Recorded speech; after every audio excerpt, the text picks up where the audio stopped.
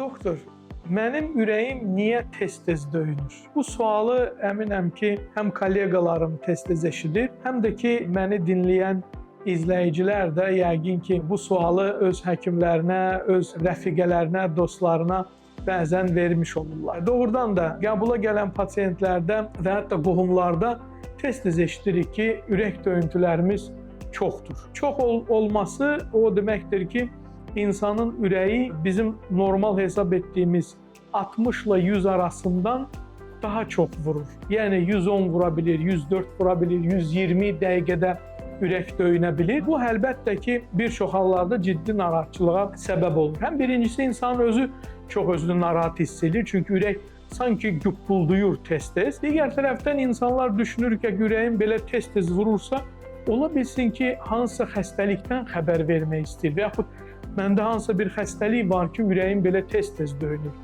Və hər iki halda bu doğrudan da ciddi problemdən xəbər verə bilər. Və belə hallarda əlbəttə ki, həkimlə məsləhətləşmək çox önəmlidir. Amma ilk növbədə gəlin aydınlaşdıraq ki, niyə ürəyimiz bəzi hallarda və yaxud bəzi insanlarda ürək normadan tez-tez döyünür. Və dediyim kimi, norma 60-100 arasıdır dəqiqədə, amma bundan artıq olduqda bu əlbəttə ki, taxikardiya və yaxud ürək vurğularının normadan daha çox olması kimi səciyyələnir. Ürək normalda 60-100 arası vurduqda bu o deməkdir ki, bədəni, o cümlədən bizim beynimizi, böbrəklərimizi, qaraciyərimizi, əzəllərimizi qanla təchiz edə bilir. Əgər ürəyimiz normadan daha çox tez vurursa, bu o deməkdir ki, ürək ciddi gərginlik altındadır və ya nəsə ürəyi bu cür tez-tez vurmağa təşviq edir. Hər iki halda ciddi problemlər ola da bilər və bəzi hallarda isə çox sadə bunun izahı var. Sadə izahı nədir? İlk növbədə ürək döyüntülərini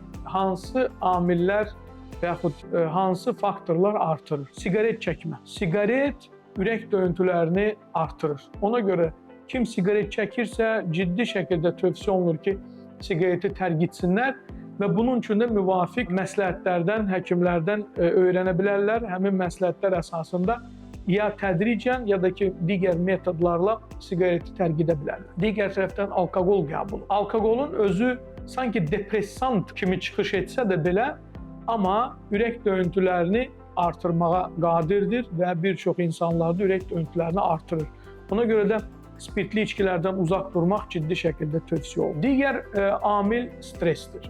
Stress, həyəcan, təşviş ürək döyüntülərini artıran amildir. Ona görə stresin idarə olunması, stresin azaldılması üçün istənilən metodlardan istifadə edilə bilər və stresi azaldaraq biz ürək döyüntülərimizi normaya sala bilərik. Digər amil yuxu, yuxusuzluq, yuxunun pozulması, yuxu rejiminin pozulması ürək döyüntülərini ciddi şəkildə artırmış olur. Ona görə də normal yuxu rejiminə riayət etmək, normal müddət ərzində yuxu almaq və eyni zamanda gecəni gündüzü sanki qarışdırmamaq bu olduqca çox önəmlidir. Çünki yuxu normal olduqda ürək döyüntüləri də azalmış olur. Digər əlbəttə ki, bədən çəkisi. Bədən çəkisi çox olan insanlarda, yəni artıq bədən çəkisi və yaxud piylənməsi olan insanlarda ürək döyüntülərinin sayı çox olur. Çünki insanın ürəyi böyümüş bədənə və bədən hissələrinə o qanı çatdırmaq üçün 2 qat, 3 qat əziyyət çəkmiş olur. Ona görə də bədən çəkisinin azaldılması, hətta bir neçə kilo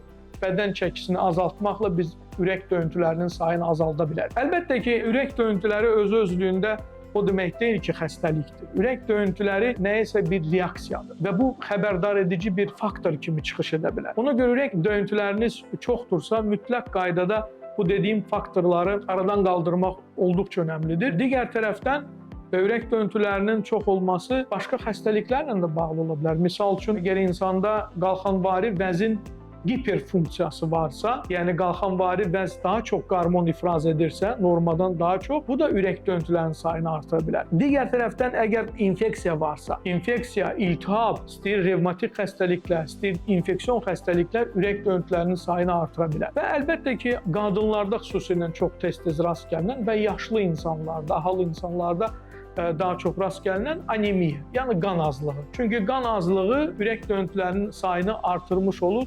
Çünki oksigeni daşıyan qanda olan hemoqlobinin miqdarı az olduğu üçün ürək 2-3 qat daha çox gərginliklə çalışır ki, bədənin bütün hissələrini, bütün orqanları qanla, oksigenlə təchiz etməyə müvəffəq olsun. Və əlbəttə ki, əsasən qadınlarda, amma əlbəttə ki, kişilərdə də heç də nadir rast gəlinmir. Bu ümumi təşviş, həyəcan, bu cür hallar əlbəttə ki, ürək döyüntülərini artırmağa səbəb olur. Ona görə ilk növbədə əgər sizdə adi istirahət zamanı, rahat oturduğunuz zaman ürək döyüntüləriniz 95-100-dən yuxarıdırsa, ilk növbədə çalışın, bundan əvvəl sadaladığım faktorlara diqqət yetirin. O cümlədən kofe qəbuluna.